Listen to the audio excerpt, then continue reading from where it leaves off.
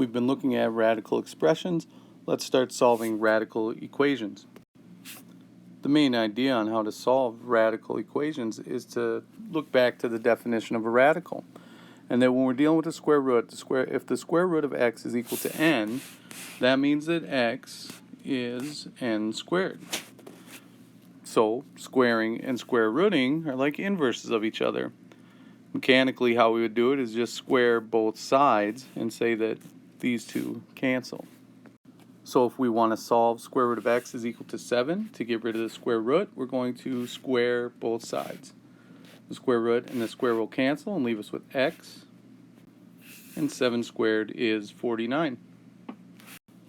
Starting with square root of x is equal to 9, to get rid of the square root, we square both sides, square root and the square cancel, and we're left with x equals 9 squared. 9 squared is 81.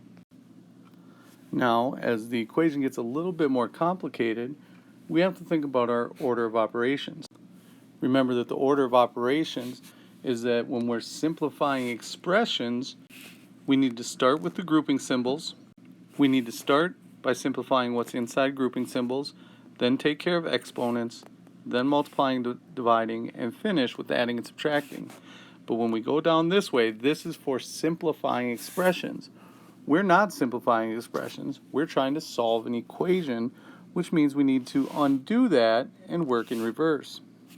The other thing to point out is that where do square roots fit in all of this? Are they a grouping symbol?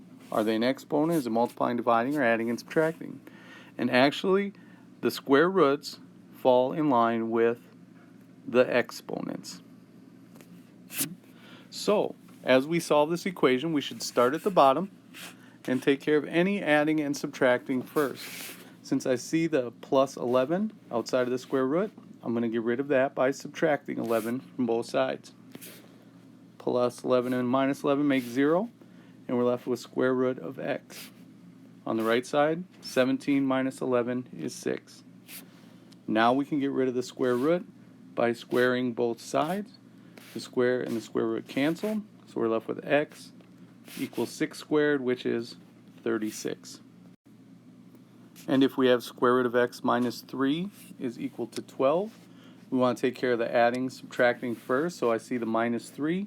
To undo that, I will add 3 to both sides. These two cancel, leaving square root of x. And on the right side, 12 plus 3 is 15. Now we're just left with the square root. To undo square root, we square both sides. Square and square root cancel.